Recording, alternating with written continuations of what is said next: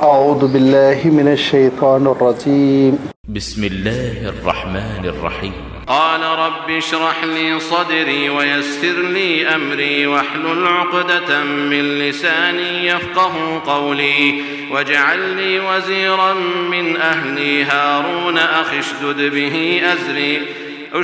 به أزري وأشركه في أمري كي نسبحك كثيرا ونذكرك كثيرا إنك كنت بنا بصيرا. قال قد أوتيت سؤلك يا موسى ولقد مننا عليك مرة أخرى إذ أوحينا إلى أمك ما يوحى أن اقذفيه في التابوت فاقذفيه في اليم فليلقه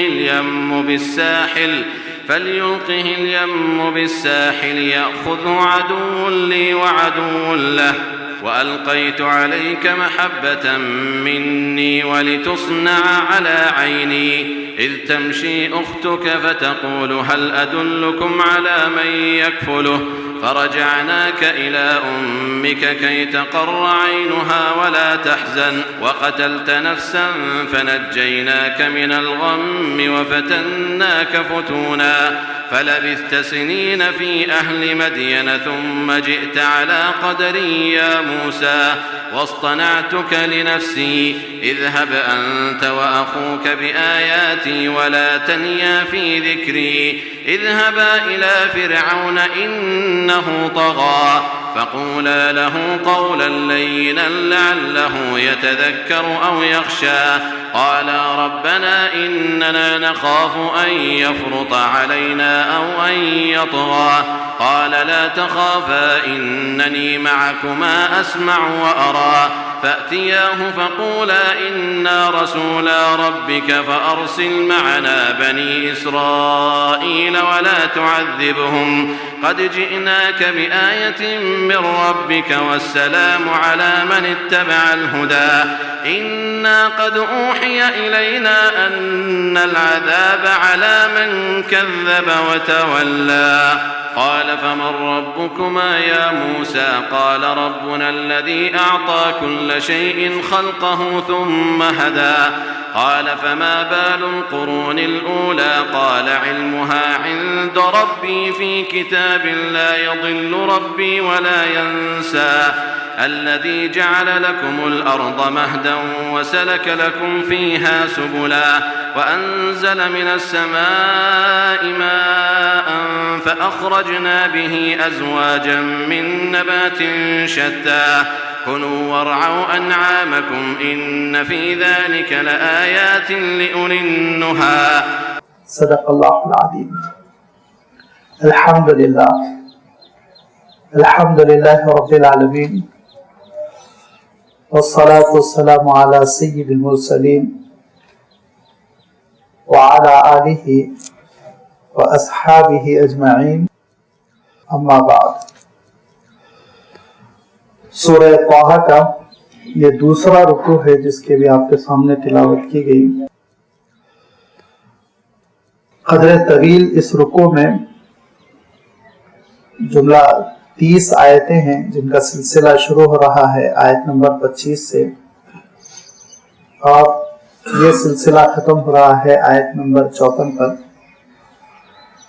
اور ان آیتوں میں حضرت موسیٰ علیہ الصلاۃ والتسلیم کا تذکرہ اسی طرح چل رہا ہے جس طرح کے پچھلے رکوع میں بعض اہم احوال کا تذکرہ آ چکا ہے.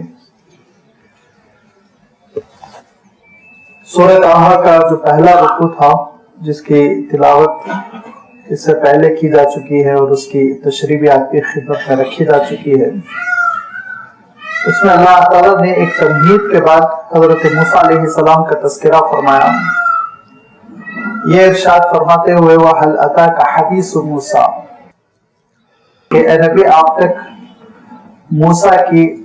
علیہ الصلاۃ والتسلیم اطلاع پہنچی، ان کی خبر، ان کا واقعہ، ان کے بارے میں معلومات آپ تک پہنچی کہ انہوں نے ایک آگ دیکھی اور اس آگ کو لینے کے لیے جب پہنچے تو وہاں اللہ تعالیٰ نے خطاب فرمایا اور اللہ تعالیٰ نے خطاب کرتے ہوئے ارشاد فرمایا کہ اے موسیٰ، نبوت کے لیے آپ کا انتخاب ہو رہا ہے اور آپ کو معجزات عطا کیے جا رہے ہیں۔ ان معجزات میں پہلا معجزہ تو یہ ہے کہ آپ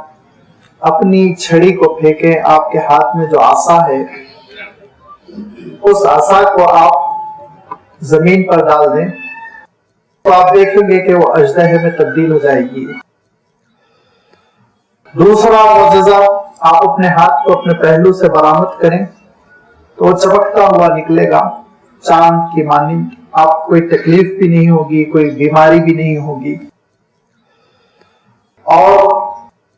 ہاتھ کو دیکھنے سے نگاہیں چندیائیں گی بھی نہیں۔ یہ ساری چیزیں بطور معجزہ اللہ تعالیٰ نے ارشاد فرمائی، اور حضرت موسیٰ علیہ السلام کو اللہ تعالیٰ نے یہ دونوں معجزات اسی وقت عنایت فرمائے، اور اس کے بعد سے پھر حکم ہوا کہ اذهب الى فرعون انه طغى، آپ کی ڈیوٹی یہ ہے اے موسیٰ کہ آپ فرعون کے پاس جائیں، انه طغى، وہ حد سے آگے بڑھ چکا ہے۔ طغى کے معنی ہوتے ہیں، پرانے حضرات کے لوگوں کو یہ اصطلاح یاد ہوگی، طغیانی آئی تھی کہتے تھے۔ جب خطرے کی حد سے پانی بڑھ جاتا تھا تو اس کو طغیانی اسی طغى سے، عربی کے اسی لفظ سے لیا گیا، بنایا گیا، جس کے معنی ہوتے ہیں حد سے بڑھ جانا، کراس کر جانا، خطرے کے نشان سے آگے بڑھ جانا۔ اور عربی میں معنی ہوتے ہیں بغاوت کرنا، حد سے بڑھ کر نافرمانی کرنا، اور اپنی حیثیت سے زیادہ اپنے آپ کو سمجھنا، غرور، تکبر، اور یہ سب کو پھر اللہ تعالیٰ نے ایک اصطلاح میں ارشاد فرمایا طاغوت۔ جب بہت یہ چیز بڑھ جاتی ہے، بڑا کوئی نافرمان بن جاتا ہے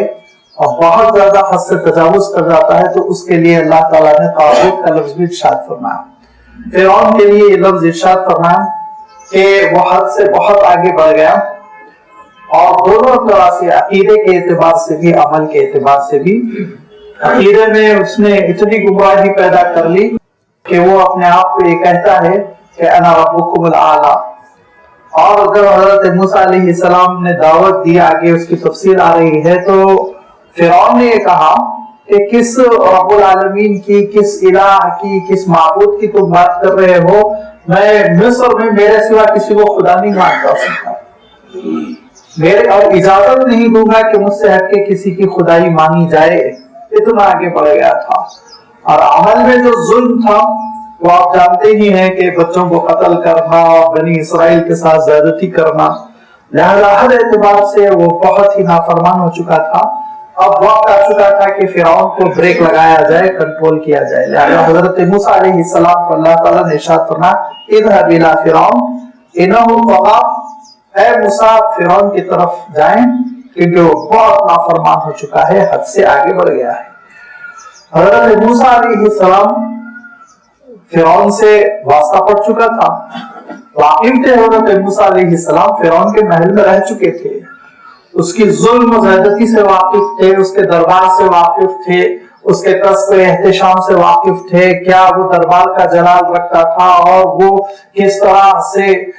حکومت کرتا اور کیسے اس کے داروغہ ہوتے اور اس کے سیکیورٹی کے لوگ کیسے ہوتے، کس طرح وہاں تک پہنچا جا سکتا، نہیں پہنچا جا سکتا، یہ ساری چیزوں سے حضرت موسیٰ علیہ السلام واقف تھے۔ لہذا حضرت موسیٰ علیہ السلام نے فوراً ہی یہ کہا اشرح لی صدری، اللہ یہ بہت بڑی ایک محنت ہے، ایک بہت بڑی دعوت ہے، ایک مشن ہے، ایک عظیم الشان مشن ہے، اس کو میں جیسا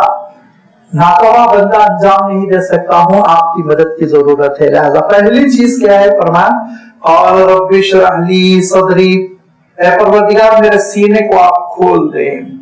جو نبیوں کا سب سے بڑا امتیاز ہوتا ہے کہ انبیاء علیہ الصلوۃ والتسلیم اپنی دعوت پر خود سب سے زیادہ وہ مطمئن ہوتے ہیں، اور غیر نبی کا معاملہ یہ ہوتا ہے کہ بسا اوقات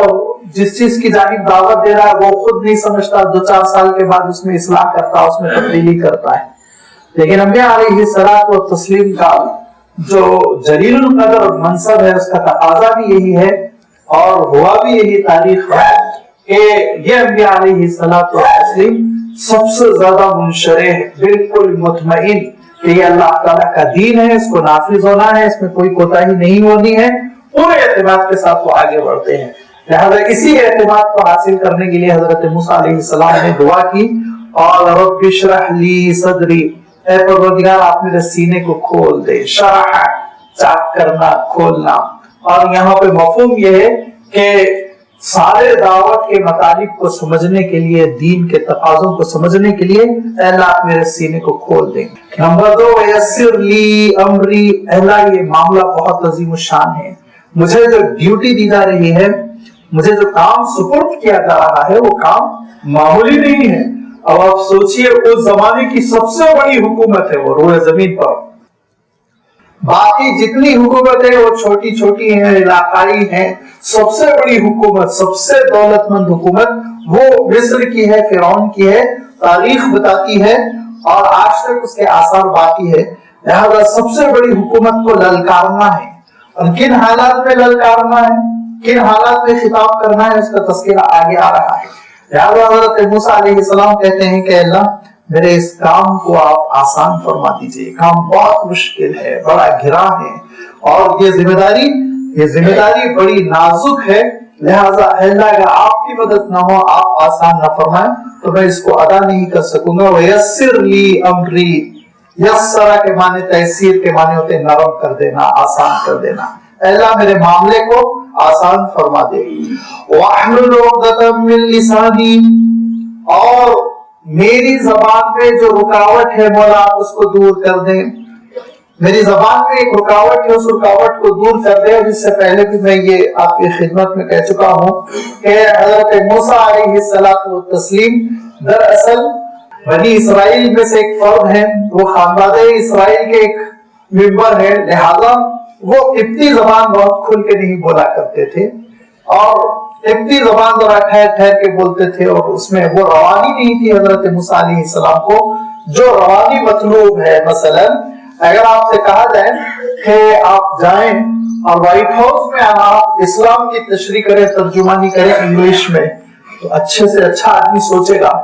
اور وہ سوچے گا کہ زبان کے نوک و پلک بالکل درست کیے جائیں، ورنہ تو وہاں کوئی گرامیٹیکل غلطی ہو جائے، کوئی پروننسیشن کی غلطی ہو جائے تو اسی سے معاملہ ٹال دیا جائے گا، ہنسی مذاق ہو جائے گی، بات ہماری جہاں کی وہاں رہ جائے گی۔ لہذا بہترین انگریزی ہو تاکہ اس معیار کی ہو تاکہ وہاں کے لوگ سمجھ سکیں۔ تو حضرت موسیٰ علیہ السلام کے ذہن پر بھی یہی تقاضا ہے کہ میں ٹوٹی پھوٹی قبطی بولتا ہوں، میری اپنی مادری زبان وہ عبرانی ہے، ہبرو ہے، لہذا میں وہاں فرعون کے دربار میں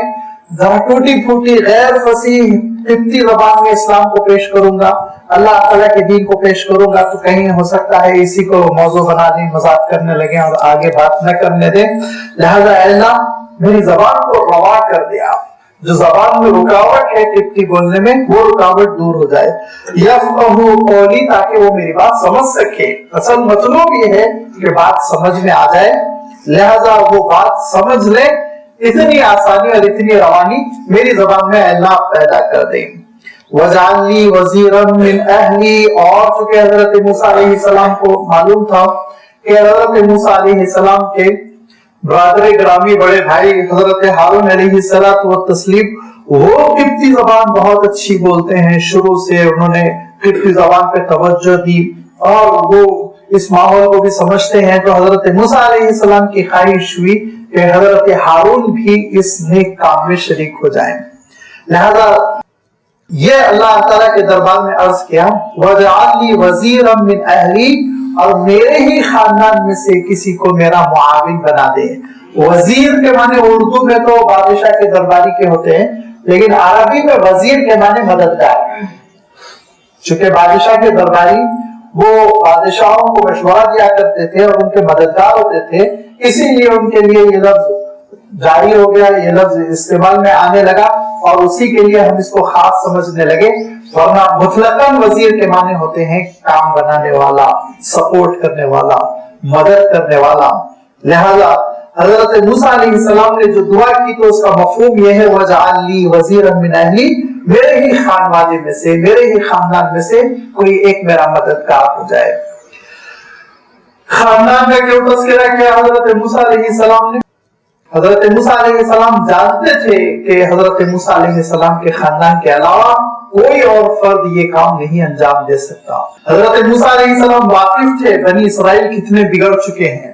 حضرت موسیٰ علیہ السلام جانتے تھے کہ بنی اسرائیل کس قدر ہیلے و بہانے کرتے ہیں اور کتنا ان کے اندر روب پیدا ہو چکا ہے، فرعون کی گھبراہٹ پیدا ہو چکی ہے، لہذا وہ کام میں ساتھ نہیں دے سکیں گے۔ اپنے خاندان کے بارے میں حضرت موسیٰ علیہ السلام کو اطلاع تھی کہ بڑا روحانی خاندان ہے، اللہ تعالیٰ کے عبادت گزار بندوں پر مشتمل یہ خاندان ہے، لہذا اپنے خاندان میں سے۔ اور دوسری بات بھی مفسرین نے فرمائی کہ خود اپنے بھائی حضرت ہارون جب ساتھ رہیں گے تو مانوس بہت رہیں گے، گھبراہٹ ہوگی تو ایک دوسرے کو سمجھا دیں گے، ایک دوسرے کو مشورہ دے دیں گے، لہذا انس کی وجہ سے بھی حضرت موسیٰ علیہ السلام نے کہا کہ اے اللہ میرے ہی خاندان میں سے، میرے ہی اہل و عیال میں سے ایک کو میرا معاون آپ بنا دیں، ہارون اخی، جو کہ میرے بھائی ہارون ہیں۔ حضرت موسیٰ علیہ السلام سے 3 سال بڑے حضرت ہارون علیہ السلام تھے، اور حضرت ہارون علیہ السلام بہت ہی ہردل عزیز تھے، بہت مقبول تھے، اپنی نیک طبیعت کی وجہ سے، نرم گوئی کی وجہ سے بنی اسرائیل میں بھی ان کا احترام تھا، فرعون کے دربار میں بھی ان کا ایک مقام تھا، بہت ہی سلامت طبع، خاموشی اور ایک روب، ایک کردار کی بلندی۔ لہذا حضرت موسیٰ علیہ السلام نے یہ دعا کی کہ اللہ اگر میرے بھائی میرے ساتھ شامل ہو جائیں گے تو ان کے جو اثر و رسوخ ہے بنی اسرائیل میں، غیر بنی اسرائیل میں، ان کی جو سمجھداری ہے، دانائی بینائی ہے، یہ سب کچھ ایک معاون بنے گی دین کی خدمت کے انجام دینے میں، لہذا آپ میرے بھائی کو آپ میرے ساتھ شریک کر لے۔ ابھی حضرت ہارون علیہ السلام یہاں نہیں ہے، ابھی مصر میں گھر پر ہے، اور حضرت موسیٰ علیہ السلام یہ دعا کر رہے ہیں وادی طویٰ میں، دور کے دامن میں، جہاں کہ انہوں نے درخت پر نور دیکھا تھا جس کو وہ آج سمجھ کر آئے تھے، اور اس وقت اللہ تعالیٰ سے ہم کلام ہوئے۔ لہذا یہ ارشاد فرمایا وَاجْعَلْ لِي وَزِيرًا مِنْ أَهْلِي، کہ میرے ہی خاندان میں سے میرے لیے مددگار آپ بنا دیں، اور ہارون جو میرے بھائی ہیں ان کو آپ شریک کر لیں۔ کیوں؟ اُجْدُدْ بِهِ أَزْرِي، ان کے ذریعے سے میری کمر بند جائے، میری ہمت ہو جائے، میرے بازوؤں میں ہمت آ جائے۔ اُجْدُدْ بِهِ أَزْرِي، عذر کہتے ہیں ازار باندھنے کی جگہ، جس کو ہم کہہ سکتے ہیں کہ کمر، اور آپ جانتے ہیں اردو میں بھی کہتے ہیں ان کی کمر تھپ تھپا دی، اس کے معنی کیا ہوتے ہیں؟ ان کو سپورٹ کیا، ان کی مدد کی، ہمت ان کی باندھی، یہ مفہوم۔ اسی مفہوم میں یہ بات کہی کہ اجدد بھی ازری، ان کے ذریعے سے مجھے تقویت ملے گی، ہمت ملے گی، ان کے ذریعے سے مجھے توانائی ملے گی، میرے اپنے بھائی ہوں گے، مجھ سے عمر میں بڑے ہیں، بہت سمجھدار ہیں، نیک ہیں، باکردار ہیں، وہ میرے ساتھ چلیں گے تو میری بڑی ہمت رہے گی۔ لہذا اے اللہ وَأَشْرِكْهُ فِي أَمْرِي، آپ ان کو میرے اس معاملے میں شریک کر دیں، جو تیرے دین کی دعوت دینا ہے،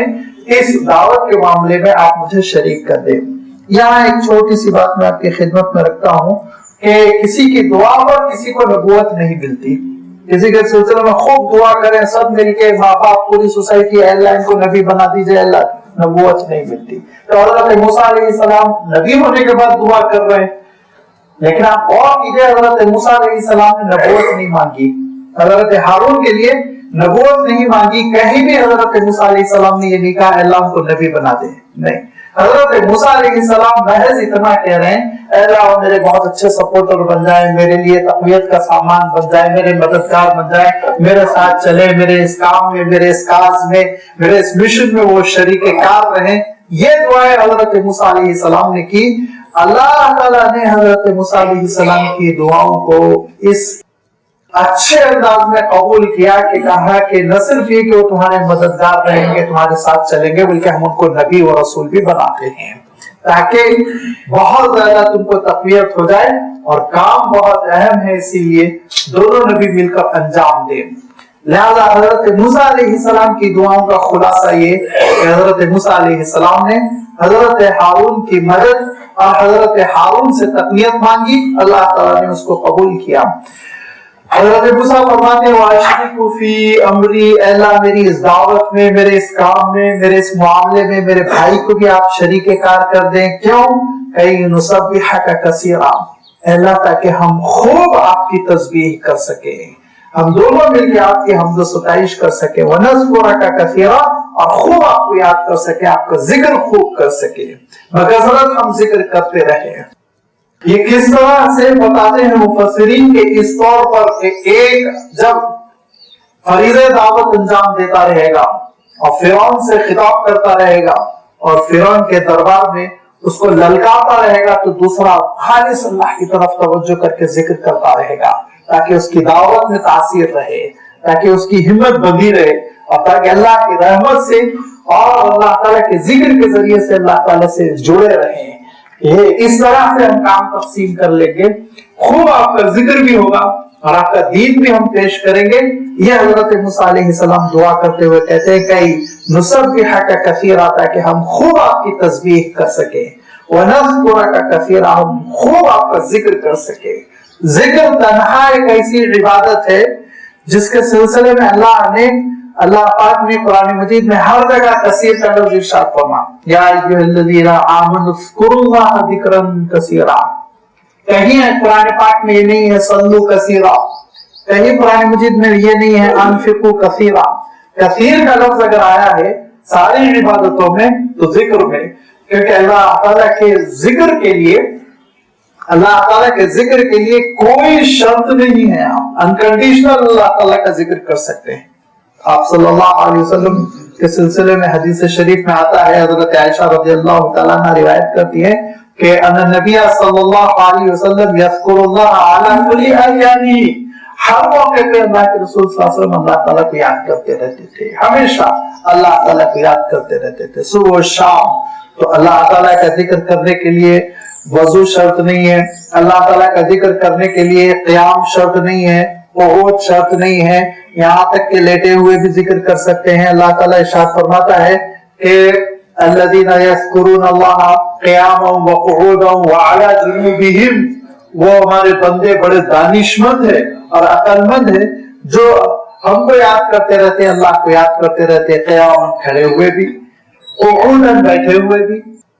اور وعلی جنوبہم جب اپنے بازو پہ لیٹے رہتے ہیں، وہ اپنے پہلو پر لیٹے رہتے ہیں، تب بھی وہ اللہ تعالیٰ کو یاد کرتے رہتے ہیں۔ لہذا اللہ تعالیٰ کا ذکر یہ بکثرت ہونا چاہیے، اس میں کسی قسم کی کوئی سستی غفلت نہیں ہونی چاہیے۔ اس کے لیے حضور اکرم صلی اللہ علیہ وسلم نے یہ ارشاد فرمایا، لا یزال لسانک رطبا بذکر اللہ، تمہاری زبان ہمیشہ تر رہنا چاہیے اللہ تعالیٰ کے ذکر سے۔ کیسے تر رہنا چاہیے؟ آپ صلی اللہ علیہ وسلم نے اس کا ایک آسان نسخہ بھی بتایا کہ نمازیں تو ہے ہی سب سے افضل ذکر، نمازوں کے بعد حضور اکرم صلی اللہ علیہ وسلم نے اس کا یہ انداز بتایا کہ دیکھو جب تم کو چھینک آ جائے تو الحمدللہ کہو، اللہ تعالیٰ کا ذکر ہوا، جواب میں یرحمکم اللہ کہو، اللہ تعالیٰ کا ذکر ہوا، اگر تم کو جماہی آ جائے تو استغفر اللہ کہو، اللہ کا ذکر ہو گیا، پانی پینے کے لیے بیٹھو تو بسم اللہ کہو، اللہ کا ذکر ہو گیا، پی لو تو الحمدللہ کہو، اللہ کا ذکر ہو گیا، کھانا شروع کرو بسم اللہ، کھانا ختم کرو اللہ تعالیٰ کا حمد، الحمدللہ الذی اطعمنی وسقانی وجعلنی من المسلمین، لیٹو نیند سونے کے لیے اللہ تعالیٰ کا ذکر، آنکھ کھل جائے اللہ تعالیٰ کا نام۔ اللہ کے رسول صلی اللہ علیہ وسلم نے ہر زندگی کے معاملے میں اللہ تعالیٰ کا ذکر کرنے کی تلقین فرمائی۔ اور یہ بھی ایک بات آپ حیرت انگیز دیکھیں گے جب تہ میں جائیں گے، جب آپ غور کریں گے تو حضور اکرم صلی اللہ علیہ وسلم کی دعائیں جو مختلف موقعوں پر مروی ہیں، کھانے کے بعد کی دعا، سونے کے بعد کی دعا، سوتے وقت کی دعا، یہ ساری دعاؤں میں جو معنی ہے وہ معنی ان حالات سے جو سوٹ کرتے ہیں، ان حالات کے لیے جو مناسبت رکھتے ہیں، وہ حیرت انگیز ہے، وہ حیرت انگیز ہے۔ یعنی صاف یہ دعائیں بتلاتی ہیں، یہ کوئی انسانی دعائیں نہیں ہیں، یہ معجزہ ہے جو اللہ کے رسول صلی اللہ علیہ وسلم کو اللہ تعالیٰ نے عنایت فرمایا۔ اور بکثرت آپ دیکھ لیں، مثلا آپ چھینک آنے کے بعد کہیں الحمدللہ، آپ صلی اللہ علیہ وسلم نے بڑی تاکید کی، تو الحمدللہ کیوں کہہ رہے ہیں؟ اے اللہ تیرا شکر بھی ہے، تیری تعریف بھی ہے، دونوں مفہوم آ گئے الحمدللہ میں، اس لیے کہ जब छींक आई तो आप डॉक्टर से पूछिए कि आपके लंग्स में पलने वाले सैकड़ों नहीं, हजारों नहीं, लाखों जरासीमों को आपने निकाल के फेंक दिया, एक झटके में फेंक दिया, आपने बाहर कर दिया, तो अब इस पे अल्लाह का शुक्र नहीं अदा किया जाएगा तो क्या किया जाएगा? अब आप सोचिए। यही नहीं बल्कि बॉडी को जो झटका लगता है उस वक्त, और उस पर दिल पर जो असर पड़ता है, और वो जो एक लम्हे के लिए रुकता है तो दोबारा फिर दिल जारी हो गया, रोक ही नहीं गया दिल हमेशा के लिए, बल्कि फिर धड़कने लगा। तो इस पे अल्लाह का शुक्र और उसकी तारीफ नहीं बयान की जाएगी तो क्या किया जाएगा? इसी तरह सारी दुआओं पर आप गौर कीजिए कि रात को सोने के बाद सुबह सवेरे आंख खुली तो आप सल्लल्लाहु अलैहि वसल्लम ने इरशाद फरमाया करो कि तुम ये दुआ पढ़ो, परवरदिगार ये आपका शुक्र है कि अल्हम्दुलिल्लाहिल्लज़ी अहयाना बादा मा अमातना व इलैहिन नुशूर, कि अल्लाह मौत के बाद आपने जिंदगी दी, क्योंकि आप 50% मर चुके थे रात में, 50% मौत आ चुकी थी, 50% जिंदगी थी। देखिए आपके जो जिस्म के ऑर्गन्स है वो तो मर चुके थे, ना हाथ काम कर रहा था, ना आंख काम कर रही थी, ना जबान काम कर रही थी, ना पैर काम कर रहा था, सब सकते में पड़े हुए थे। हाँ, 50% जो अंदर के आज़ा है वो काम कर रहे थे, दिल धड़क रहा था, किडनीज अपना फंक्शन कर रहे थे, लंग्स अपना काम कर रहे थे।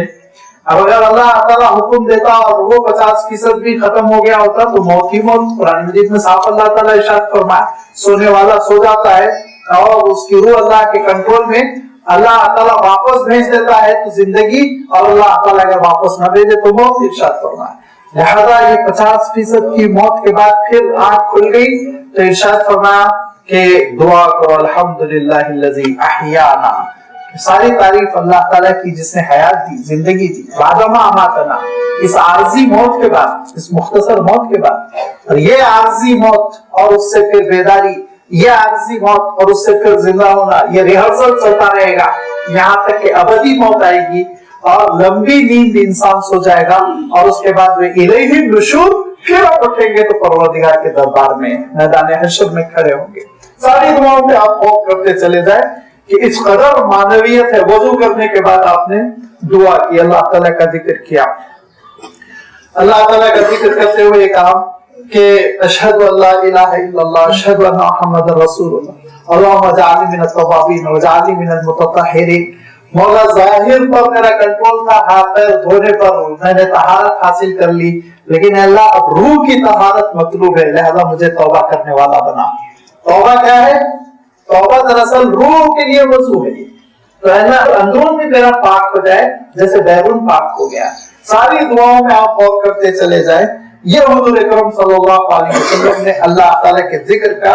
जो तरीका इनायत फरमाया, सबसे कामिल, सबसे अच्छा, सबसे खूबसूरत, लिहाजा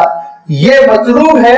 हर बंदे से। और इसी को हजरत मूसा अलैहिस्सलाम अल्लाह ताला के दरबार में अर्ज कर रहे हैं कि अल्लाह हमेशा आपको याद रखने वाली कैफियत हमको आप इनायत फरमा, वनज़कुरका कसीरा, ताकि हम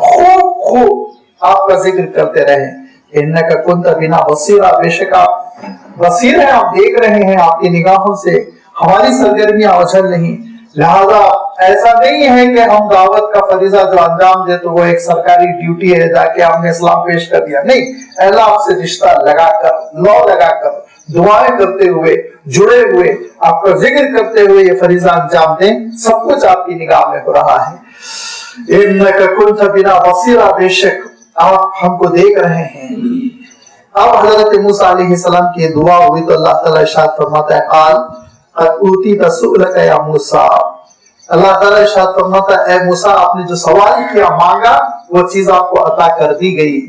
यानी अब आपके भाई भी आपके काम में शरीक रहेंगे, आप खूब जिक्र भी कर सकेंगे और आपके सीने को भी खोल दिया जाएगा, आपकी जबान में लुकनत भी नहीं रह जाएगी, साफ साफ आप दावत भी पेश करेंगे। अब आप आगे बढ़िए और देखिए, इसी तरह हमने आपके साथ एहसान किया जिस तरह इससे पहले भी किया था। वलक़द मनन्ना अलैका मर्रतन उखरा, हम दोबारा आप पर ये एहसान कर रहे हैं। दोबारा यानी इससे पहले हमने कब किया था? इरशाद फरमाया, इज़ा औहैना इला उम्मिका मा यूहा, इससे पहले उस वक्त भी हमने जबरदस्त एहसान किया था जबकि आपकी वालिदा की जानिब हमने ये ख्याल डाला था और उनकी रहनुमाई की थी और वही हमने उनकी जानिब ये भेजी थी माँ यूहा जो कुछ भेजी थी। वही के माने होते हैं दरअसल ऐसा कलाम पहुंचा देना कि दूसरे को उसकी इत्तला न हो। दो आपस में गुफ्तगू करने वाले इस अंदाज में अपने मैसेज को मुंतकिल कर दें कि तीसरे को समझ में ही ना आए, इत्तला ही ना हो। ऐसे मौके के लिए वही का लफ्ज इस्तेमाल किया जाता है। बाद में फिर शरीयत इस्तिलाह में, शरीयत की इस्तिलाह में वही इलाही उस कलाम को कहा जाने लगा जो अल्लाह ताला नबी पर बदरिए फरिश्ता भेजा करता है। यहाँ पे अल्लाह ताला ने हजरत मूसा अलैहिस्सलाम की वालदा के लिए जो वही का लफ्ज इरशाद फरमा, वो दरअसल वही माने हैं अल-इशारतु बिखुफियतिन, के अपने तरफ से अल्लाह ताला ने एक इल्हाम डाल दिया हजरत मूसा अलैहिस्सलाम की वालदा के दिल में। और वो क्या हुआ, आप जानते हैं कि हजरत मूसा अलैहिस्सलाम की जब पैदाइश हुई तो उस वक्त फिरौन और फिरौन के सिपाही वो बनी इसराइल के घर में कोई भी लड़का पैदा होता तो उसको ज़िबा कर देते थे। बहुत सख्त कानून चला हुआ था। और अभी अभी ताजा ताजा आया था हजरत मूसा अलैहिस्सलाम की विलादत से 1 साल 1.5 साल पहले। हजरत हारून अलैहिस्सलाम तो थोड़ा बड़े हो गए थे, 3 साल पहले पैदा हो गए थे। अब हजरत मूसा अलैहिस्सलाम की पैदाइश हुई और उस मौके पे अब ये कानून नाफिज हो रहा है बड़ी सख्ती के साथ। ये हुकूमतों को जोश आता है, बैठे बैठे कोई चीज सुझाई देती है। अब आजकल बैठे बैठे आपने देखा होगा महाराष्ट्र में एक जोश आ गया है, कानून नाफिज करने पे तुले हुए हैं। जहाँ भी बैल मिल रही है, बकरा मिल रहा है, गाय मिल रही है, सबको पकड़ पकड़ के उसको छोड़ रहे हैं, छुटे कर रहे हैं। तो इस तरह से कभी कभी ये अंधाधुंध कानून नाफिज होने लगता है। ऐसे ही फिरौन का कानून नाफिज हुआ था, क्योंकि फिरौन के वाकिफकारों ने कहा था कि हमारी पेशनगोइयां बतलाती है, हमारा इल्म बतलाता है, हमारा मुताला बतलाता है कि हजरत इब्राहिम अलैहिस्सलातु तस्लीम की नस्ल में एक नौजवान होगा जिससे आपकी हुकूमत खत्म होगी। तो हजरत इब्राहिम अलैहिस्सलाम की नस्ल कौन है? तहकीक की तो मालूम हुआ कि हजरत इब्राहिम अलैहिस्सलाम के फर्जंद हजरत इसहाक अलैहिस्सलाम, उनके फर्जंद हजरत याकूब अलैहिस्सलाम, उन्हीं की नस्ल बनी इसराइल ये मिस्र में आबाद है। लिहाजा फिरौन ने कहा कि इन्हीं के ऊपर पाबंदी लगाओ कि लड़का कोई इनके दरमियान जिंदा न रहे। लिहाजा ये कानून नाफिज था और उस मौके पर जो भी लड़का पैदा हो रहा था उसको ज़िबा किया जा रहा था। हजरत मूसा अलैहिस्सलाम पैदा हुए तो हजरत मूसा अलैहिस्सलाम की वालिदा बहुत परेशान, जितने दिन छुपा सकती थी इस मामले को छुपाया, लेकिन धीरे धीरे बच्चे की आवाज घर की चार दीवारी से बाहर निकलने लगी और उनको डर होने लगा कि अब किसी भी वक्त मेरा बच्चा वो पकड़ में आएगा और उसको फिर ज़िबा कर दिया जाएगा। लिहाजा बड़ी रोती थी, अल्लाह ताला से दुआएं मांगती थी कि अल्लाह मेरे बच्चे की आप हिफाजत फरमा। अल्लाह ताला ने उनकी दुआ कबूल की और उनके दिल में एक ख्याल आया, अल्लाह ताला ने इल्हाम किया अनिर्दिफीही फी ताबूत, कि आप उनको एक ताबूत में छोड़ दें, एक ताबूत में डाल दें। लिहाजा रिवायतों में आता है, जुमैयिज कहते हैं इंजीर की शाखें जो होती हैं उन शाखों को, उन लकड़ियों को कहते हैं, उससे उन्होंने टोकरा बुना। टोकरा इस तौर से कि नीचे भी रखा, उसका कवर भी रखा, उसकी छत भी रखी संदूक की मानी, और उसमें फिर घास पत्ते रखने के बाद हजरत मूसा अलैहिस्सलाम को लिटाया और उसको पैक कर दिया, बांध दिया। लाजमी बात है टोकरे की कैफियत आप ज़हन में रखिए, उसमें थोड़ी जाली भी होती है, सांस वास के लिए हवा भी रहती है, पानी जाने का भी खतरा है, दोनों खतरे। लिहाजा अल्लाह ताला ने इरशाद फरमाया कि अनिज़िफीही फी ताबूत फज़िफीही फिल यम, और उसके बाद इनको दरिया में छोड़ दिया। लिहाजा नील में ले जाके इस टोकरे को छोड़ दिया, इस ताबूत को छोड़ दिया या इस संदूक को छोड़ दिया, आप जो भी तर्जुमा कर लें। फयुल्कीहिल यम बिस्साहिल, लेकिन याद रखिए दरिया में डूबेंगे नहीं, बल्कि साहिल तक इनको ये दरिया पहुंचा देगा, किनारे तक ये दरिया उनको पहुंचा देगा। लिहाजा हजरत मूसा अलैहिस्सलाम की वालिदा ने हजरत मूसा अलैहिस्सलाम को इसी अंदाज में पैक किया और ले जाके नील में छोड़ दिया, और नील ही की किनारे, नील ही के साहिल पर फिरौन का महल था, अफ्यूम नामी इलाका है आजकल, वहां फिरौन का महल था। लिहाजा अब हजरत मूसा अलैहिस्सलाम का ये ताबूत, ये टोकरा बहता हुआ चला जा रहा है। याखुज़ु अदुव्वुन ली व अदुव्वुल्लाह, अल्लाह ताला इरशाद फरमाता है कि इस टोकरे को उठा लेंगे वो लोग जो मेरे भी दुश्मन है और मूसा के भी दुश्मन है, वही उठाएंगे, आप घबराए नहीं। کیوں وَأَلْقَيْتُ عَلَيْكَ مَحَبَّةً مِّنِّي، میں میری طرف سے آپ کے لیے محبت ڈال دیا تھا اے موسیٰ۔ حضرت موسیٰ علیہ السلام کی شخصیت میں ایک اللہ تعالیٰ نے محبت پیدا کر دی۔ عجیب و غریب حضرت موسیٰ علیہ السلام کا منظر تھا۔ وَلِتُسْنَا عَلَىٰ عَيْنِي، تاکہ آپ میری نگاہوں میں، میری نگرانی میں پلے اور بڑھے۔ لہذا حضرت موسیٰ علیہ السلام کا یہ تابوت اب بہتا چلا جا رہا ہے دریائے نیل میں، اور بہتے بہتے فرعون کے محل کے قریب سے بہنے لگا، جہاں کے فرعون کی بیوی حضرت بی بی آسیہ وہ بھی تھی اور ان کی کنیزیں بھی تھی، اور ان زمانے میں عام طور پر نہانے وہانے کا رواج دریاؤں میں ہوا کرتا تھا، یا ہو سکتا ہے گرمی کا زمانہ رہا ہو اور تفریح کے لیے وہ وہاں جمع ہوئے ہوں۔ تو باندیوں نے کہا کہ ہم کو ایک ٹوکرا، ایک عجیب سا تابوت نظر آ رہا ہے، اس کو کھولنا چاہیے۔ لہذا سپاہیوں کو حکم دیا، جاؤ تیرو کھینچ کے لے کر آؤ،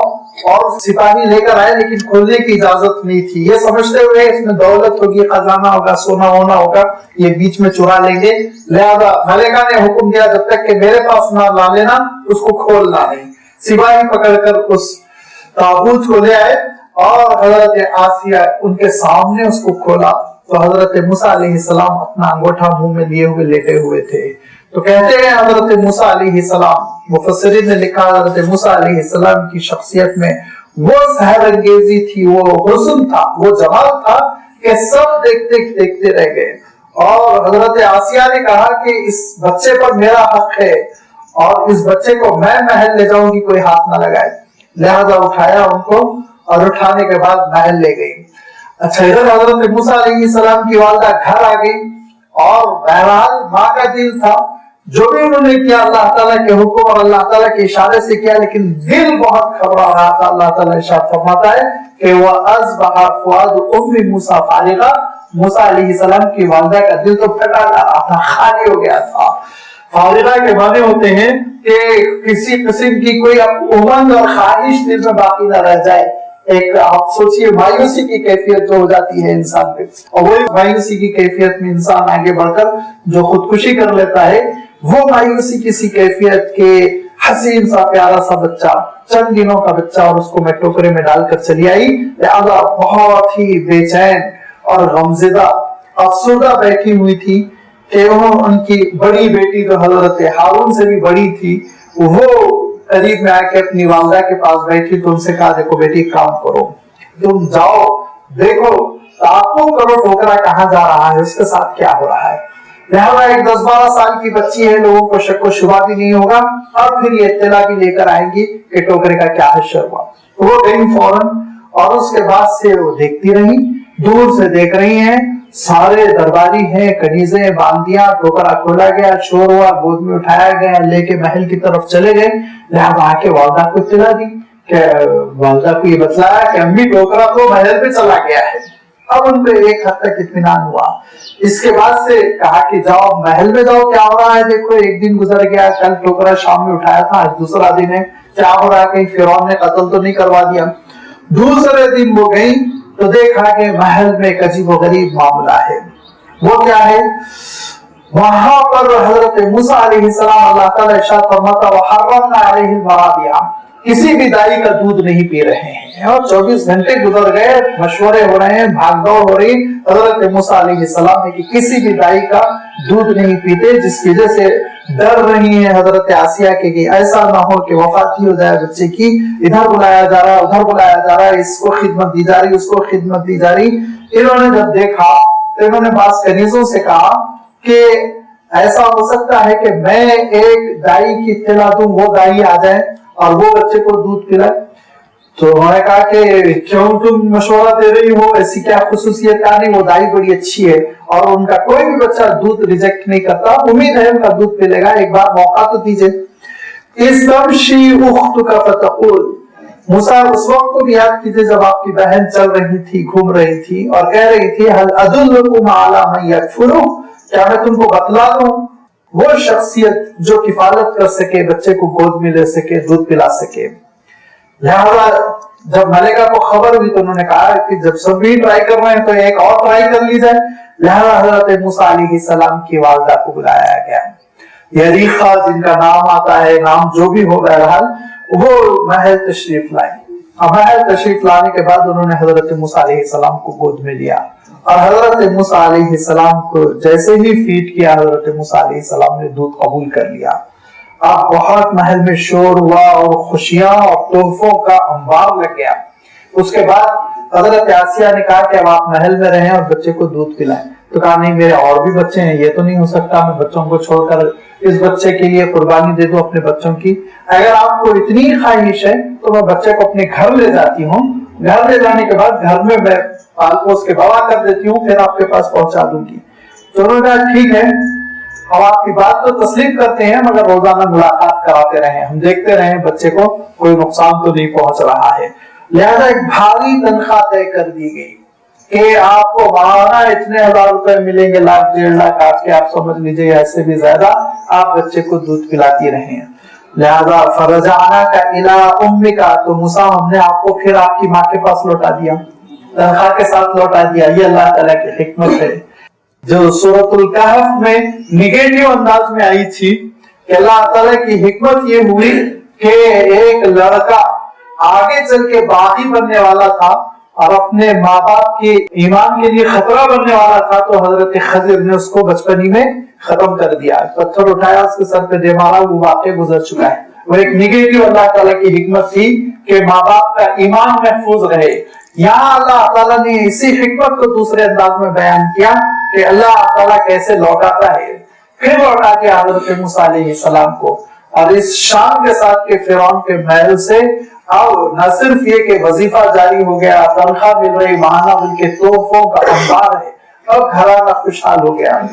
فرجعناک الی امک کی تقر عینھا، ہم نے آپ کی والدہ کی جانب آپ کو لوٹا دیا تاکہ ان کے آنکھوں کی آپ ٹھنڈک بنے، ان کی آنکھیں ٹھنڈی ہو جائیں، ولا تحزن، اور وہ غمزدہ نہ رہیں۔ وہ اللہ کی نیک بندی تھی، انہوں نے خوب ہاتھیں اٹھا اٹھا کے دعائیں کی تھی، اور ان کے دعاؤں کی اللہ تعالیٰ نے لاج رکھ لی۔ جب بندہ اللہ تعالیٰ سے جوڑتا ہے اور پھر پریشانیوں میں، مصیبتوں میں،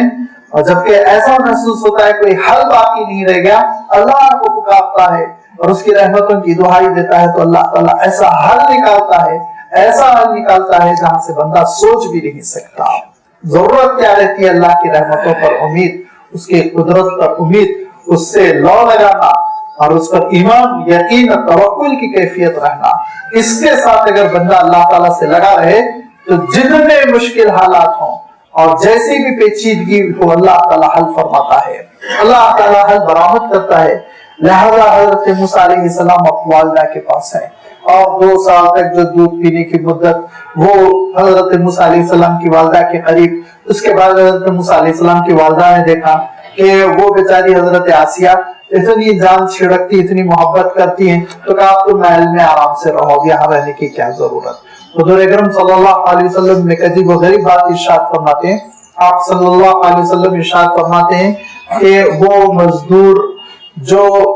مزدوری کر کے پیٹ پالنے پر مجبور ہے، لیکن مزدوری کرتے ہوئے وہ اپنی مزدوری سے اللہ تعالیٰ کی خوشنودی،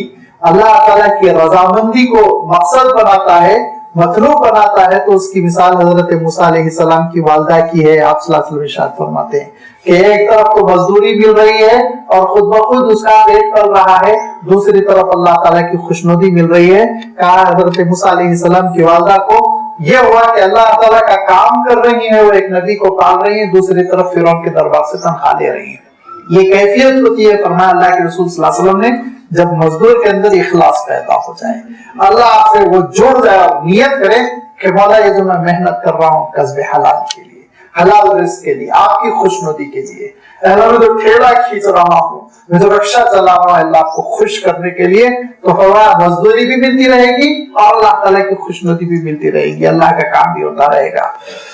تو حضرت موسیٰ علیہ السلام کی والدہ فرعون کے دربار سے بڑی بھاری بھرکم تنخواہ لے رہی ہیں اور کام کر رہی ہیں اللہ تعالیٰ کا، اللہ تعالیٰ کی دین کی خدمت، ایک نبی کی پرورش کر رہی ہیں۔ یہ اللہ تعالیٰ کی حکمت ہوتی ہے کہ وہ جو سب سے بڑا باغی ہے اللہ تعالیٰ کا، اس باغی کو اللہ تعالیٰ نے مجبور کر دیا کہ وہ اللہ تعالیٰ کے نظام، اس کے فیصلے کو خود اپنے آپ پر جاری رکھے، نافذ رکھے۔ کیونکہ حضرت موسیٰ علیہ السلام کا مسئلہ یہ ہوا کہ حضرت موسیٰ علیہ السلام کو جب فرعون کی اہلیہ حضرت آسیہ نے لے لیا، گود میں لینے کے بعد پھر وہ فرعون کے پاس گئی اور انہوں نے کہا کہ بچہ مجھے بڑا اچھا لگ رہا ہے اور اس بچے کو ہم رکھیں گے، اپنے گھر میں پالیں گے، اپنے گھر میں اس کو بڑا کریں گے، کیونکہ یہ کہا کہ امید یہ ہے کہ قرۃ عین لی ولک، میرے لیے اور تمہارے لیے دونوں کے لیے آنکھوں کی ٹھنڈک ثابت ہو سکے، ہم کو کوئی اولاد تو ہے نہیں، اس بچے کو ہم پالکڑا کر لیں گے، پال لیں گے۔ تو فرعون نے کہا لکی لالی، تمہارے لیے ہوگی آنکھوں کی ٹھنڈک، میرے لیے آنکھوں کی ٹھنڈک نہیں ہوگی۔ حق بلوایا اللہ تعالیٰ نے۔ واقعہ یہ تھا کہ حضرت موسیٰ علیہ السلام فرعون کے لیے ایک مصیبت بننے ہی والے تھے، لہذا حضرت موسیٰ علیہ السلام اب 2-2.5 سال کے محل میں ہی رہنے لگے۔ ایک مرتبہ فرعون کسی کام سے بیٹھا ہوا ہے، اب جب وہ بیٹھا ہوا تھا تو حضرت موسیٰ علیہ السلام نے اس کی داڑھی پکڑی اور اتنا کھینچا کہ وہ اللہ کے دربار میں سجدے میں گر گیا، پیشانی کے بل گر گیا، جلالا کیا اس کو، کہا میں کاٹ کے پھینک دوں گا اس بچے کو۔ حضرت آسیہ نے کہا بچہ ہے، یہاں آپ کیوں پریشان ہوتے ہیں بلا وجہ، اس نے ایک بچپن کی حرکت کی، کہا نہیں مجھے وہی لگ رہا ہے وہ حضرت ابراہیم کی اولاد، کہا بلا وجہ آپ سوچتے ہیں یہ سب چیزیں، چھوٹا سا بچہ ہے۔ تو درباریوں نے مشورہ دیا کہ آپ آزما لیں، لہذا ایک چمکتا ہوا ہیرا اور ایک انگارہ پیش کیا گیا کہ حضرت موسیٰ علیہ السلام کس کو لیتے ہیں دیکھا جائے۔ تو حضرت موسیٰ علیہ السلام کا ہاتھ اٹھا ہیرے کی طرف آگے بڑھ رہا تھا کہ حضرت جبرائیل آئے اور ہاتھ کو انگار کی طرف بڑھا دیا، انگار کو پکڑا، ہاتھ جلا، اس کو چھوڑ دیا، کہا دیکھیے بچہ ہے، اگر اس کو شعور ہوتا آپ جیسا سمجھ رہے تو وہ ہیرے کو اٹھاتا، تب جا کے ذرا سا فرعون کی گھبراہٹ ختم ہوئی، لیکن بہرحال وہ سمجھ رہا تھا کہ یہی وہ بچہ ہے جو آگے چل کے کچھ نہ کچھ کرنے والا ہے، تھوڑا سا ڈرا ہوا تھا۔ لیکن مصیبت کیا ہے کہ فرعون کی بھی یاد رکھیے پوری دنیا میں چلتی ہے لیکن بیگم کے سامنے گھر میں نہیں چلتی ہے، یہ مصیبت تھی، لہذا چل رہی تھی حضرت آسیہ کی، اور انہوں نے کہا تھا بچے کو کچھ نہیں کر سکتے آپ، جان چھڑکتی تھی، بہت محبت کرتی تھی، اور اللہ تعالیٰ نے حضرت آسیہ کو یہ موقع توفیق کیوں عنایت فرمائی؟ اسی لیے کہ وہ تنہائیوں میں دعا کرتی تھی اور کہتی تھی کہ پروردگار میرا شوہر تو ہے لیکن بہت ظالم ہے، اور یہ کہا کرتی تھی کہ نجینی بعملک، اللہ یہ فرعون کے عمل سے آپ مجھے نجات دیجئے، میں اس سے بری ذمہ رہنا چاہتی ہوں، لہذا وہ اللہ سے لو لگاتی تھی، اور ان کا رشتہ اللہ تعالیٰ سے مضبوط تھا، اسی لیے اللہ تعالیٰ نے ان کے لیے یہ نعمت مقدر فرمائی کہ وہ حضرت موسیٰ علیہ السلام کی تربیت کرنے والی یعنی پالنے والی، اور ان کی ایک طرح سے گویا ماں کے حق میں وہ ثابت ہوئی۔ اللہ تعالیٰ نے ان کا پھر قرآن مجید میں بھی تذکرہ فرمایا ہے، دعائیں بہت اثر کرتی ہیں، جب بندے دعا کرتے ہیں تو اللہ تعالیٰ پھر بہت ہی عجیب و غریب حالات میں نوازتا ہے۔ وَقَتَلْتَ نَفْسًا فَنَجَّيْنَاكَ مِنَ الْغَمِّ، حضرت موسیٰ علیہ السلام بڑے ہو گئے 15-16 سال کے، بہت ہی طاقتور زبردست حضرت موسیٰ علیہ السلام، اور حضرت موسیٰ علیہ السلام کا ایک واقعہ ہوا، اور وہ واقعہ آپ جانتے ہیں کہ وہ ایک اسرائیلی اور ایک فرعون کے خاندان کا جھگڑا کر رہا تھا، حضرت موسیٰ علیہ السلام جھگڑا چکانے کے لیے آگے بڑھے، لیکن ایک گھوسا کیا مارا قبطی کو، فرعون کے خاندان کے آدمی کو، وہیں ڈھیر ہو گیا، وہیں مر گیا۔ دوسرے دن حضرت موسیٰ علیہ السلام نکلے تو پھر وہی اسرائیلی کل والا آج دوسرے قبطی سے لڑ رہا تھا، تو کہا روز ایک نئے آدمی سے تو لڑتا رہتا ہے، یہ کہہ کے آگے بڑھے تو سمجھا آج مجھے گھوسا ماریں گے، کل وہ مر گیا آج میں مروں گا، لہٰذا پکار کے کہنے لگا کہ موسیٰ کل جیسے تم نے قتل کر دیا آج مجھے قتل کر دو گے۔ اور حضرت موسیٰ علیہ السلام کا معاملہ افشا ہو گیا کہ کل جو قبطی کا قتل ہوا کوئی اور نہیں موسیٰ، پورے دربار میں شور ہو گیا، اور اس کے بعد سے یہ طے ہوا کہ حضرت موسیٰ علیہ السلام کو قتل کے بدلے میں قتل کیا جائے، لیکن ایک نیک حضرت موسیٰ علیہ السلام کے چاہنے والے درباری تھے، دوڑ کر آ کر حضرت موسیٰ علیہ السلام کو اطلاع دی، حضرت موسیٰ علیہ السلام راتوں رات مصر سے روانہ ہو گئے اور چلتے چلتے مدین پہنچے، اور مدین سے واپس ہوتے ہوئے نبوت ملی تھی۔ وَقَتَلْتَ نَفْسًا، اور آپ نے ایک قتل کیا تھا، فَنَجَّيْنَاكَ مِنَ الْغَمِّ، اس مصیبت اور اس غم سے ہم نے آپ کو نجات دی، وَفَتَّنَّاكَ فُتُونًا، بڑے امتحانوں سے ہم نے آپ کو گزارا، فَتَّنَّاكَ فُتُونًا، کئی امتحانوں سے ہم نے آپ کو گزارا۔ نسائی میں حضور اکرم صلی اللہ علیہ وسلم سے ایک روایت حضرت عبداللہ بن عباس روایت کرتے ہیں، بہت مشہور روایت ہے، حدیث الفتون کہتے ہیں کہ حضرت موسیٰ علیہ السلام کی کیا کیا آزمائشیں رہی، بہت تفصیل کے ساتھ وہ حدیث آئی کہ حضرت موسیٰ علیہ السلام کے ساتھ ایک آزمائش یہ کہ فرعون جو ہے قتل کرنا چاہ رہا ہے، ایک نوجوان ہے تنہا، وہ بھاگا جا رہا ہے، اتنی بڑی مملکت ہے، لیکن حضرت موسیٰ علیہ السلام بچتے بچاتے پوری مملکت سے نکل گئے۔ حضرت موسیٰ علیہ السلام بچپن میں چھوٹے سے ہیں اور فرعون قتل کرنا چاہ رہا ہے، ٹوکرے میں ڈال دیا گیا، حضرت موسیٰ علیہ السلام بچ گئے۔ یہ ساری چیزوں کا تذکرہ آپ صلی اللہ علیہ وسلم نے فتون کے ذیل میں فرمایا کہ مختلف امتحانوں سے مصعب نے آپ کو گزارا، اور ان امتحانوں سے، آزمائشوں سے گزرنے کے بعد فَلَبِثْتَ سِنِينَ فِي أَهْلِ مَدْيَنَ، مدین والوں میں آپ کچھ سال رہے۔ ایک روایت کے مطابق 18 سال اور ایک روایت کے مطابق 10 سال حضرت موسیٰ علیہ السلام مدین میں رہے۔ وہاں حضرت موسیٰ علیہ السلام کی آپ جانتے ہیں کہ آپ کی شادی ہوئی، آپ کا نکاح ہوا حضرت صفورہ سے، اور حضرت صفورہ ولادت بھی ہو گئی تھی، بچہ بھی تھا، ایک تھا یا دو تھے، بہرحال سب کو لے کے حضرت موسیٰ علیہ السلام مصر آ رہے تھے۔ تو فرمایا ثم جئت علی قدری یا موسیٰ، اے موسیٰ آپ ایک وقت پر پہنچے، آپ مقدر تھا، یہ وقت طے تھا، ایک فیصلے کے مطابق آپ یہاں پہنچے ہیں۔ کوئی بھی چیز اتفاقی نہیں ہے اللہ تعالیٰ کے پاس، اللہ تعالیٰ کے پاس ہر چیز کی ایک قدر ہے، ایک تقدیر ہے، ایک مقدر ہے، ایک طے شدہ فیصلہ ہے جو ہوتا رہتا ہے۔ بندہ سمجھتا ہے اتفاقی طور پر ہو گیا، ان کی اتفاقی موت، یہ ہم آپ کہتے ہیں، لیکن ٹھیک ہے کہہ سکتے ہیں اردو کے اعتبار سے، لیکن اللہ تعالیٰ کے پاس یہ اتفاق کی موت نہیں، قدرہ مقدورہ، یہ ہونا ہی ہونا تھا۔ تو اے موسیٰ یہ اتفاق نہیں ہے کہ آپ یہاں پہنچ گئے، اس میں اتفاق سے آپ کو نبوت مل گئی، نہیں، بلکہ یہ ساری چیزیں مقدرات میں سے تھیں، کیونکہ وَاسْتَنَعْتُكَ لِنَفْسِي، اے موسیٰ آپ کو میں نے اپنے لیے تیار کیا، اپنے لیے میں نے آپ کو تیار کیا، نبوت کے لیے تیار کیا ہے، رسالت کے لیے تیار کیا ہے، روئے زمین کے سب سے بڑے ظالم کو للکارنے کے لیے تیار کیا میں نے آپ کو۔ لہذا اذهب انت واخوك بآیاتی، اور آپ اور آپ کے بھائی جائیں میری نشانیوں کے ساتھ، ولا تنیا فی ذکری، اور میرے ذکر کے سلسلے میں سست نہ پڑے۔ پھر وہی اللہ تعالیٰ نے تاکید کر دی، ذکر جاری رہے، ایسا نہ ہو کہ تنظیم کا کام اتنا ہے، جماعت کا کام اتنا ہے، تحریک کا کام اتنا ہے کہ اللہ تعالیٰ کے ذکر ہی سے غفلت ہو گئی، نہیں، یہ مطلوب نہیں ہے دین میں۔ اللہ تعالیٰ کے دین کی خدمت ہو تو اللہ کے ذکر کے ساتھ ہو۔ لہذا ارشاد فرمایا وَلَا تَنِيَا فِي ذِكْرِي، آپ دونوں میرے ذکر میں سست نہ پڑیں۔ وقت نماز آ جائے تو نماز پڑھنی ہی پڑھنی ہے، اور جس ذکر کا جو وقت آ جائے اس کو پابندی کے ساتھ آپ کرتے رہیں۔ پھر اذهبا،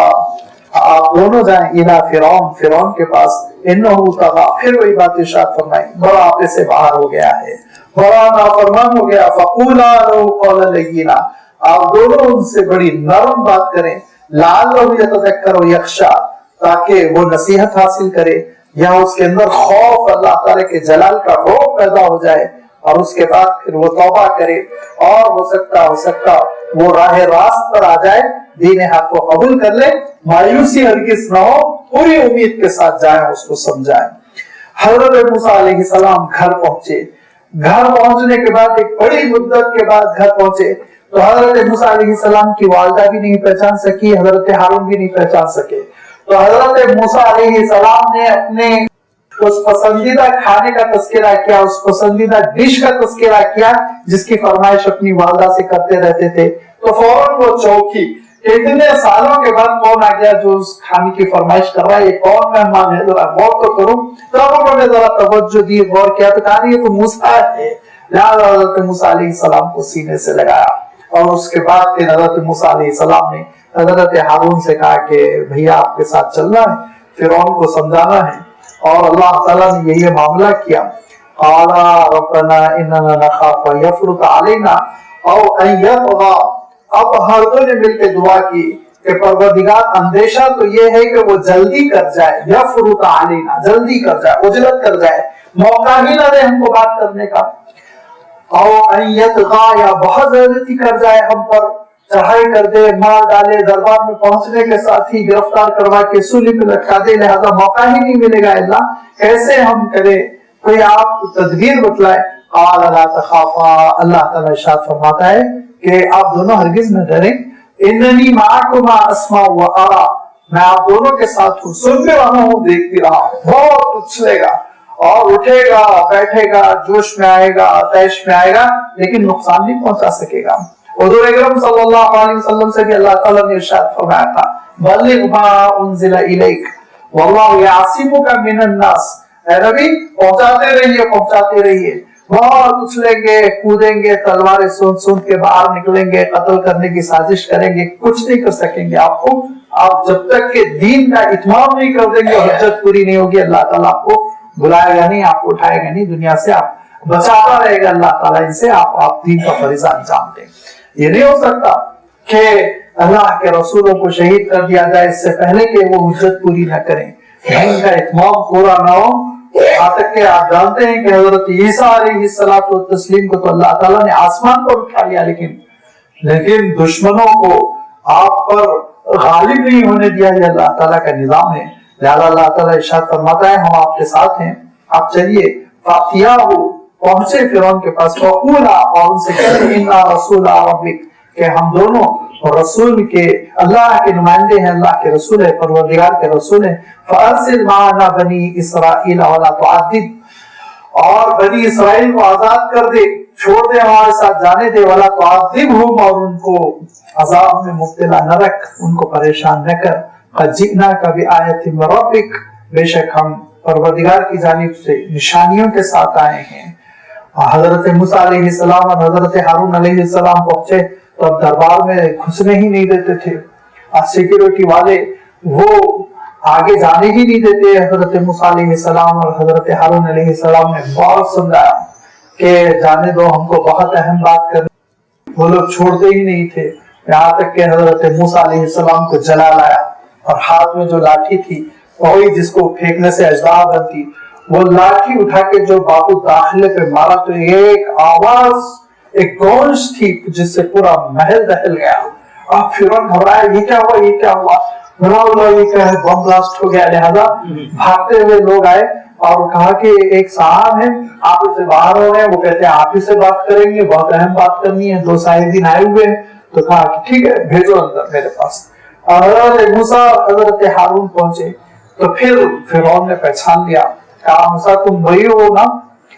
तुम वही हो जो महल में पले बड़े थे। तो हजरत मूसा अलैहिस्सलाम ने कहा हाँ, मैं महल में पला बड़ा था। और अल्लाह ताला दूसरी जगह इरशाद फरमाता है कि मूसा तुमने तो एक जुर्म किया था, याद है? तो हजरत मूसा ने कहा कि हाँ, जो भी करना था वो किया था, वो जमाना गैर नबूवत का था, मैं नबी नहीं था, अब मैं नबी हूँ, दूसरी बात करने आया हूँ। हजरत मूसा अलैहिस्सलाम ने उसको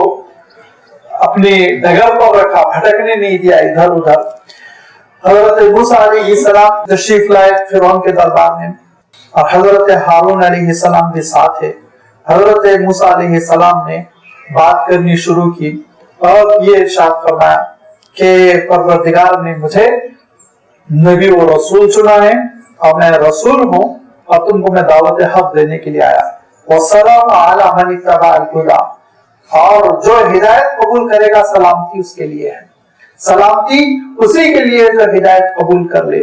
ये वो जुमला है जो हुजूर अकरम सल्लल्लाहु अलैहि वसल्लम हर बादशाह के खत में लिखा करते थे, इस्लाम कबूल करो, वस्सलाम अला मन इत्तबअल हुदा, सलामती उसी के लिए है जो आपको कबूल कर ले। नजाशी ने आंखों से लगाया, चूमा, उनका मामला अच्छा हुआ।